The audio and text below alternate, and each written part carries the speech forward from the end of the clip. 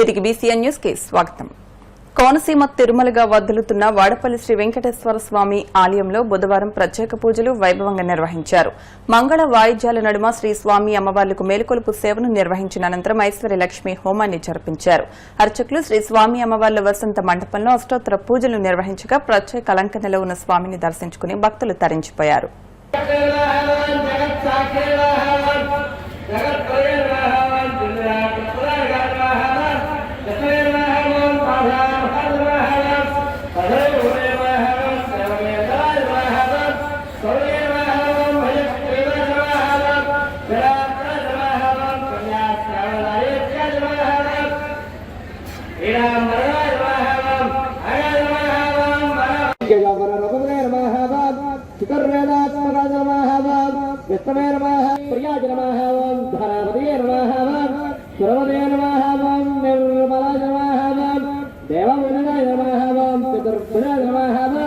చక్రధరాజ నమః శ్రీధామనే నమః త్రిగుణాస్తజాయ నమః నిర్గల్పాయ నమః.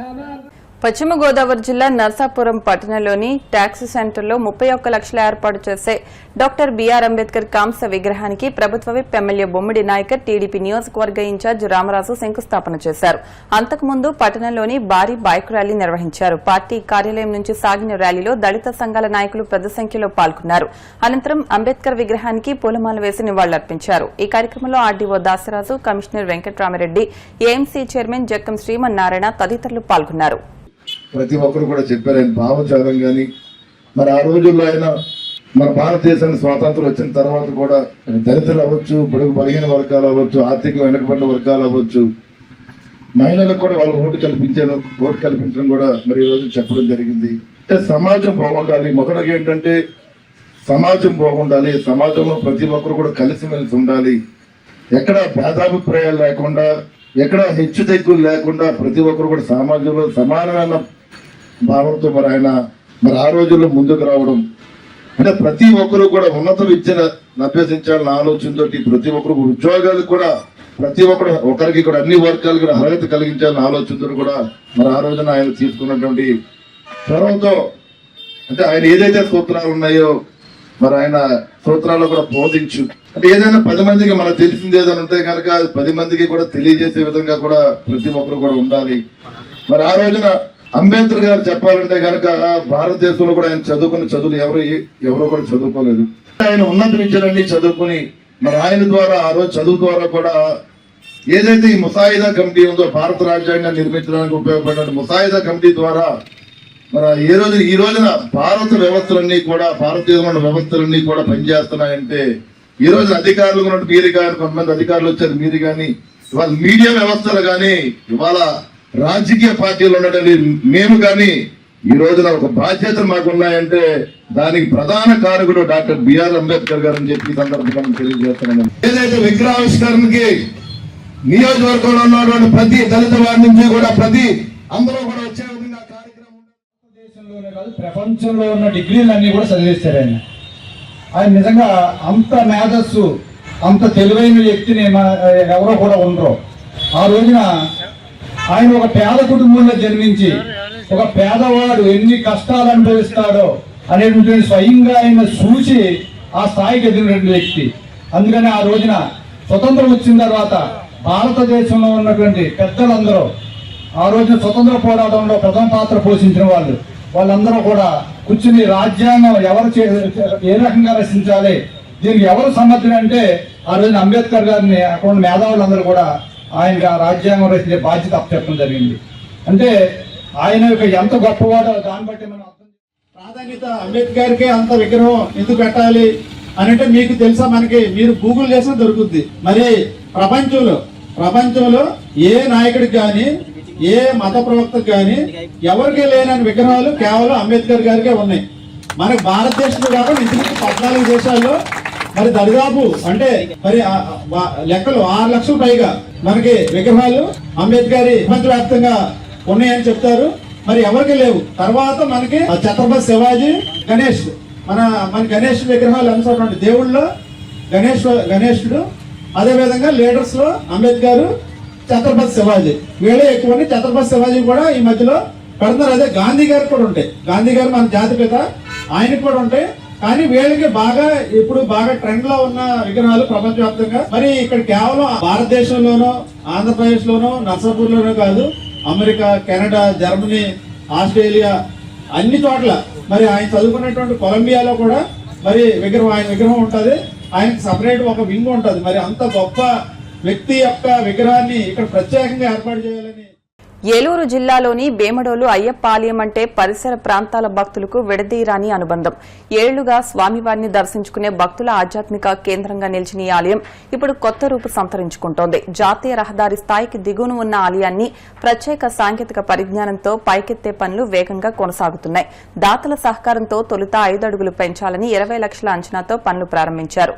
ప్రస్తుతం లక్ష్యాన్ని 8 అడుగులకు పెంచడంతో మొత్తం వ్యయం సుమారు 40 లక్షలకు చేరనుంది. 4 దశాబ్దాల చరిత్ర కలిగిన ఈ ఆలయాన్ని 8 అడుగుల ఎత్తుకు పెంచడంతో పాటు అభివృద్ది పనుల పూర్తికి మరింత దాతల సహకారం అవసరమని ఆలయ అభివృద్ది కమిటీ నిర్వాహకులు తెలిపారు. Lifting and shifting service company నుంచి వచ్చాము. ఇక్కడ మీరు ఏదైతే చూస్తున్నారో బిల్డింగ్, ఇది వచ్చి ఏలూరు జిల్లా వేమడోలు మండలంలోని అతి పురాతనమైన అయ్యప్ప స్వామి పీఠం అండి. ఈ పీఠం ఏదైతే ఉందో ఇది నేషనల్ హైవే గవర్నమెంట్ వాళ్ళు రోడ్డు అభివృద్ధి చెందడం వల్ల, హైట్ అయిపోవడం వల్ల ఈ గుడి పలమైపోయింది. ఈ గుడి కట్టి 36 సంవత్సరాలు అవ్వడం వల్ల ఈ గుడి ఇంకా రోడ్డు కన్నా 2 అడుగులు డౌన్లోకి వెళ్ళిపోయింది. ఇలా వెళ్ళిపోవడం వల్ల ఈ కమిటీ మెంబర్లు ఎవరైతే ఉన్నారో, ఈ అయ్యప్ప స్వామి గుడి పీఠంకి సంబంధించిన కమిటీ మెంబర్లు అందరూ జై హనుమాన్ బిల్డింగ్ లిఫ్టింగ్ వారి ద్వారా ఈ గుడిని పైకి లేపాలని నిర్ణయించారు. నిర్ణయించిన అనంతరం మేము బిల్డింగ్ దగ్గరికి వచ్చి బిల్డింగ్ని టెస్ట్ చేసి ఈ గుడిని 6 అడుగులు పైకి లేపడానికి మేము ప్రయత్నించాము. ఇప్పుడు మీరైతే చూస్తున్న బిల్డింగ్ ఏదైతే ఉందో ఇక్కడ ప్రస్తుతం పనుల నిమిత్తం జరుగుతుంది. ఈ బిల్డింగ్ 7 అడుగులు ఇప్పటికీ లేచింది, ఇంకా 1 అడుగు బ్యాలెన్స్ ఉంది. దయచేసి గ్రామస్తులు, రోడ్డు మీద వెళ్ళే ప్రజలు ఎవరైనా కానీ ఒక్కసారి ఈ పీఠాన్ని దగ్గర ఆగి దర్శించుకుంటే మీరు అనుకున్న కోరికలు నిమిత్తం 100% మీకు సత్ఫలితాలు ఇస్తాయి. దయచేసి గుడి నిర్మాణానికి సహకరించండి. బేడోలు గ్రామంలోని కళాగట్టు వేచేసి ఉన్న అయ్యప్ప స్వామి దేవాలయంలోని సుమారుగా ప్రతి సంవత్సరం కార్తీక మాసం నుంచి జ్యోతి టైంలోని 400 నుంచి 600 స్వాముల దాకా 600 మంది స్వాముల దాకా మాలాధారణ చేసుకుని ఇక్కడే ఇడిముళ్ళు కట్టుకుని శబరిమల వెళ్ళొచ్చి ఇక్కడే మళ్ళీ తిరిగి వస్తారు. ఈ గుడి చాలా చాలా చాలా విలువైన గుడి. ఇక్కడ ఈ గుడిలో వచ్చి స్వామి నాకు ఇది కావాలని మనస్ఫూర్తిగా కోరుకుని 41 రోజులు దీక్ష చేసి శబరిమల వెళ్ళొచ్చిన స్వామి కోరుకున్న కోరికలు తీరుతాడు అయ్యప్ప స్వామి. అటువంటి ఈ దేవాలయంలోని రోడ్డు నుంచి సుమారుగా ఒక 3 అడుగులు డౌన్లో ఉన్న గుడి. ప్రతి సంవత్సరం ఆలధారణ చేసుకున్నప్పుడు ఈ లోపల పడుకుంటాం. మేము పడుకున్నప్పుడు భారీ వర్షం, రాత్రి భారీ వర్షాలు పడి లోపలికి నీళ్ళు వచ్చిన రోజులు చాలా ఉన్నాయి. అలా ప్రతి సంవత్సరం ఈ సంవత్సరం చేద్దాం అనుకుంటున్నారు, వచ్చే సంవత్సరం చేద్దాం అనుకుంటున్నారు. అలాగే ఈ సంవత్సరం ఆ స్వామివారు పని చేయించుకున్నాడు దగ్గరుండి. నాకు చాలా గుడి లేపండి, గుడిలో పడుకునే స్వామి ఇబ్బంది పడుతున్నారని చెప్పి ఆయన చెప్పిన దానిలో కమిటీ అనేది ఏర్పడి ఈ గుడిని ఏం చేద్దాం, ముందు కొట్టద్దామా కింద పూడుద్దాం అంటున్నారు. అలా కాదు, జై హనుమాన్ జాకీ వాళ్ళు ఉన్నారు, వాళ్ళు గుడిని మనకి ఎంత హైట్ కావాలో అంత హైట్ లేపుతారంటే వాళ్ళని పిలిచి ఇది చూపించి మాకు ఇలాగ రోడ్డు నుంచి ఒక 4 అడుగులు హైట్ కావాలని అడగడం జరిగింది. సర్లే అలాగే చేద్దాం అన్నారు. ఆ తర్వాత గుడి నుంచి 4 అనుకున్నది 5 అయింది, 5, 6 అయింది. ఇప్పుడు చూస్తే రోడ్డు నుంచి సుమారుగా ఇది ఒక 3 అడుగులు హైట్ అయింది. అంటే 3 అడుగులు డౌన్ ఉండడం వల్ల 3 అడుగులు 6 అడుగులు లేపింది 3 అడుగులు అయింది. ఇలా కాదు, తర్వాత మళ్ళీ ఒక 5-6 సంవత్సరాలు రోడ్డు హైట్ లేస్తే ఇది డౌన్ అవుద్దేమో అని చెప్పి భయంతోనే మేము రోడ్డు నుంచి సుమారు 8 అడుగులు హైట్ లేపుతున్నాం. దీనికి సుమారు మేము వేసుకున్న ఎస్టిమేషన్ ఒక 25 నుంచి 30 లక్షలు అవుద్ది అనుకున్నాం. కానీ గుడి పనులు ప్రారంభించిన తర్వాత నాగేంద్ర స్వామి గుడి కూడా చూడటానికి చాలా ఇబ్బందిగా ఉంది, డెవలప్ చేసుకున్నాం ఒకటి అని చెప్పి. మొట్టమొదటిగా జిల్లాలోనే మొట్టమొదటిగా శంకుస్థాపన చేసిన చాలా ప్రఖ్యాతిగాంచిన అయ్యప్ప స్వామి దేవాలయం అండి. ఈ దేవాలయం రోడ్డు హైవే రోడ్ లైట్లు అవడం కారణంగా రోడ్డు నుంచి 3 అడుగులు డౌన్ అయ్యి 10 సంవత్సరం స్వాములు మోకాళ్ళ లోతు నీళ్లలో చాలా ఇబ్బందులు పడుతున్నారు. అలాగే గ్రామస్తులు, కమిటీ వారు అందరూ ఒక నిర్ణయం తీసుకుని, స్వామివారి భక్తులు అందరూ నిర్ణయం తీసుకుని గుడి హైట్ లేపాలని చెప్పి ఒక కమిటీ ద్వారా నిర్ణయం తీసుకోవడం జరిగింది. సుమారుగా 6 అడుగులు లేపుదామని చెప్పి శ్రీ జై హనుమాన్ జాకీ లిఫ్టింగ్ వారు తో కాంట్రాక్ట్ మాట్లాడితే ఒక 6 అడుగుల వరకు మేము నిర్ణయం చేసుకున్నాము. కానీ ఇప్పుడు 6 అడుగులు సాలిపోక ఫైనల్ గా ఇంకో 2 అడుగులు లేపాల్సి వచ్చి ఇంకో 2 అడుగులు పైకి లేపుతున్నాము. అలాగే నాగేంద్ర స్వామి గుడి ఇక్కడ కాలగొట్టిన వేచి ఉన్న నాగేంద్ర స్వామి గురించి చాలా ప్రత్యేకమైన నాగేంద్ర వారి స్వామి గుడి. సంతానం లేని వారి సంతానము, మ్యారేజ్లు కాని వాళ్ళకి మ్యారేజ్ అవ్వటం జరుగుతుంది. ఇక్కడ వారం కూడా పూజలు చాలా ఘనంగా జరుగుతూ ఉంటాయి. భక్తులు కూడా రాకపోకలు చాలా ఎక్కువగా ఉంటుంది. వాళ్ళందరికీ సౌకర్యార్థం దీనికి ప్రమాదంగా తూర్పుగా ఒక కొత్తగా రోడ్డు కూడా నిర్మించి, అలాగే వాటర్ ట్యాంకు లీకేజీలు, వాటర్ ట్యాంక్ మరమ్మతులు, అలాగే చుట్టూ కాంపౌండ్ వాల్స్ ఫినిషింగ్ గానించి. వార్తలు ముగించే ముందు ముఖ్యాంశాలు మరొకసారి. వెలుగొండ ప్రాజెక్టు ఫీడర్ కెనాల్లో రెగ్యులేటర్ గేట్లు అమర్చే పనులను పరిశీలించిన మంత్రి నిమ్మల. జగన్ హయాంలో వెలుగొండ నిర్వాసితులను మోసం చేశారని ధ్వజం. తాడేపల్లి వైసీపీ కేంద్ర కార్యాలయంలో పార్టీ ముఖ్య నేతలతో జగన్ సమావేశం. స్థానిక సంస్థల ఎన్నికలకు సన్నద్దతపై దిశానిర్దేశం.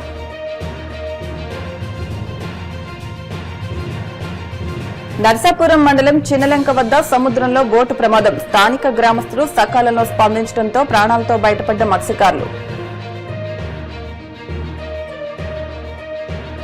వాడపల్లి వెంకన్న ఆలయంలో ప్రత్యేక పూజలు. మంగళ వాయిద్యాల నడుమ శ్రీ స్వామి అమ్మవార్లకు మేలుకొలుపు సేవ, ఈశ్వరి లక్ష్మీ హోమం.